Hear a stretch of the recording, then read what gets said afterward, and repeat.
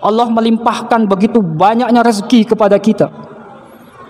Tapi kadang-kadang hati kita belum mau untuk niatkan diri berkurban pada tahun ini.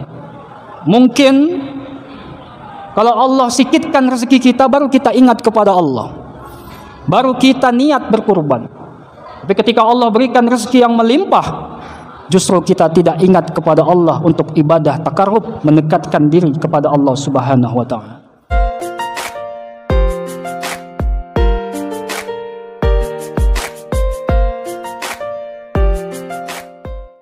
Hadirin bapak-bapak dan saudara-saudara, jamaah salat Jumat yang dirahmati Allah Subhanahu wa taala.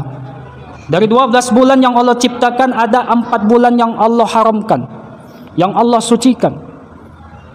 3 bulan diantaranya berderetan dan 1 bulan diantaranya antara 2 Jumadil.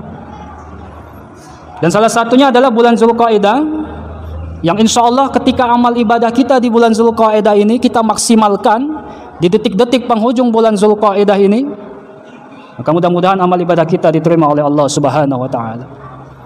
Dan insya Allah beberapa hari lagi masuklah kita di bulan Zulhijjah. Kita tahu bahwa bulan Zulhijjah ini disebut bulan haji. Ada di tanggal 10 Zulhijjah, itulah kita kenal dengan Idul Adha. Namun perlu kita luruskan, pada saat sekarang ini banyak orang memahami Idul Adha itu adalah hari raya haji. Banyak orang memahami bahwa Idul Adha itu adalah disebut dengan hari raya haji. Padahal kalau menurut istilah bahasa, Idul Adha itu adalah idul artinya kembali, dan adha itu artinya berkurban. Maka Idul Adha artinya kembali berkurban. Kalau Idul Adha dikatakan raya haji, maka yang merayakan Idul Adha itu adalah orang-orang yang berangkat haji. Makanya Idul Adha itu disebut dengan hari raya kurban, karena semua umat Islam yang akan merayakannya. Hadirin bapak dan saudara, jamaah yang dirahmati Allah Subhanahu wa taala. Nampaknya 2 tahun belakangan ini, orang-orang tua kita, saudara-saudara kita yang telah mendaftarkan dirinya untuk berangkat ke Baitullah masih dalam kendala, masih tertunda lagi. Karena luar biasanya pandemi COVID-19 yang terus tiada hentinya di negara kita ini. Maka hadirin bapak dan saudara, jangan berkecil hati kita ketika di bulan Zulhijjah ini kita tidak bisa mengamalkan amal-amal ibadah yang Allah perintahkan kepada kita. Paling tidak ada 4 amal ibadah yang dapat kita laksanakan di bulan Zulhijjah ini, kalau kita tidak mampu melaksanakan ibadah haji ke Baitullah. Tentu amalan yang pertama di bulan Zulhijjah ini adalah ibadah haji. Namun tak mampu kita, maka yang kedua itu ibadah yang dianjurkan di bulan Zulhijjah ini adalah kurban. Kurban ini adalah salah satu perintah langsung Allah Subhanahu wa taala kepada kita. Sesuai dengan firman Allah dalam surah Al-Kautsar, "Inna a'tainakal kautsar fasholli li rabbika wanhar." Sesungguhnya kami telah memberikan begitu banyaknya nikmat. Fasholli li rabbika wanhar. Maka salatlah engkau kepada Tuhanmu, wanhar, dan berkurbanlah. Anhar dari kata nahara yang artinya kurban. Maka pada ayat kedua tersebut ada fi'il amar di dalamnya. Fi'il amar artinya perintah untuk segera kita laksanakan. Maka bapak dan saudara, Allah melimpahkan begitu banyaknya rezeki kepada kita. Tapi kadang-kadang hati kita belum mau untuk niatkan diri berkurban pada tahun ini. Mungkin kalau Allah sikitkan rezeki kita, baru kita ingat kepada Allah, baru kita niat berkurban. Tapi ketika Allah berikan rezeki yang melimpah, justru kita tidak ingat kepada Allah untuk ibadah takarrub, mendekatkan diri kepada Allah Subhanahu wa taala. Maka hadirin bapak dan saudara jamaah yang dirahmati Allah, mari kita pasangkan niat kita. Kalaupun tidak tahun ini kita berkurban, pasangkan niat kita sembari kita berikhtiar, berusaha menabung kita untuk berkurban di tahun yang akan datang. Kemudian bapak dan saudara jamaah yang dirahmati Allah Subhanahu wa taala, Kalau kita tak mampu berhaji, kemudian tak mampu kita juga berkurban, maka ada amal ibadah lainnya yang bisa kita lakukan di bulan Dzulhijjah nanti. Amalan yang ketiga adalah hendaklah laksanakan puasa-puasa sunnah di bulan Dzulhijjah. Ada puasa hari ke-8, puasa Tarwiyah. Ada puasa di hari ke-9, puasa Arafah.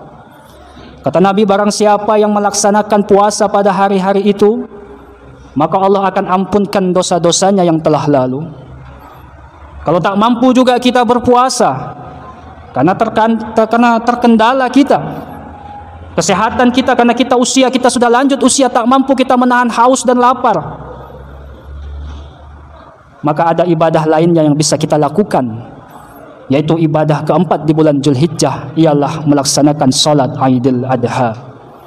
Laksanakan salat sunnah muakkad tersebut. Tak mampu kita haji, maka berkurban kita. Tak mampu kita berkurban, maka berpuasa sunnahlah kita. Tak mampu juga kita berpuasa sunnah, maka laksanakanlah salat Aidil Adha. Karena salat sunnah Aidil Adha hukumnya adalah sunnah muakkad, sunnah yang sangat-sangat dianjurkan. Maka dari itu Bapak dan Saudara, jangan kita merasa diri kita ini adalah orang-orang yang taat akan agama, tetapi terkadang saking taatnya kita, fanatisme buta muncul pada diri kita. Kita merasa diri kita paling bersih, tiap tahun aku kurban, tiap tahun aku ibadah haji. Tapi dari ibadah-ibadahnya itulah muncul sifat sombong pada dirinya, yang justru akan menjerumuskan dirinya akan menjerumus masuk ke dalam neraka. Summa na'udzubillah.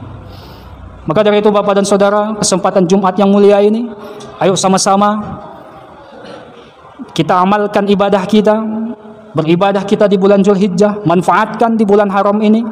Bulan Dzulqa'dah sudah lewat, insya Allah 2 hari lagi masuk kita di bulan Dzulhijjah. Manfaatkan bulan Dzulhijjah. Bagi panitia-panitia pelaksana kurban, laksanakanlah dengan sebaik mungkin. Jangan ada satupun helai bulu ataupun kulit kita jualkan kepada orang-orang lain. Jangan kita jualkan itu. Haram hukumnya kita menjualkan kulit saja pun kita haram untuk menjualkannya. Meskipun itu isinya kulit, masukkan ke dalam bungkusan-bungkusan untuk orang-orang Islam. Jangan kita jual bagian-bagian tubuh dari hewan-hewan kurban yang telah kita sembelih. Sakit kita nanti. Sakit bukan di dunia tapi di akhirat. Ketika orang senantiasa setiap tahun ia berkurban, namun ketika di padang mahsyar, menuju ke padang mahsyar, dia dibangkitkan dari kuburnya di Tanjung Merawa ini, berangkat ia ke padang mahsyar. Ia tunggu hewan kurbannya, kendaraan akhiratnya, tak kunjung datang. Lantas ia bertanya, kemana hewan kurban yang selama ini kukurbankan? Ternyata ada beberapa panitia-panitia kurban yang sengaja menjualkan bagian-bagian hewan kurban.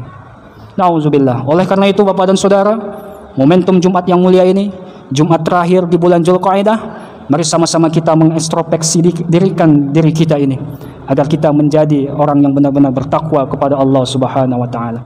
Kemudian yang kedua yang dilarang dalam kurban adalah jangan kita bagi daging-daging kurban itu kepada orang yang bukan tidak seakidah dengan kita.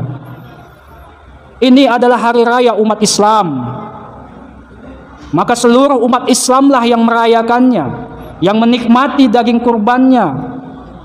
Jangan kita bagikan kepada orang-orang yang bukan seakidah dengan kita. Bagaimana Allah berikan 4 hari berturut-turut agar kita semua umat Islam dapat menikmati daging-daging kurban tersebut. Sekali lagi Bapak dan Saudara jamaah yang dirahmati Allah, mari sama-sama kita menjaga diri kita agar kita terhindar dari perbuatan-perbuatan yang dilarang oleh Allah Subhanahu wa taala.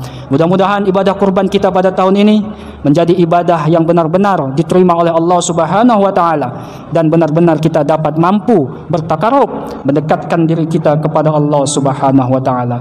Amin amin ya rabbal alamin. Barakallahu li wa lakum fil Qur'anil azim wa nafa'ani wa iyyakum bima fihi minal ayati wadh-dhikril hakim. Wa taqabbalallahu minna wa minkum tilawatahu innahu huwal ghafurur rahim.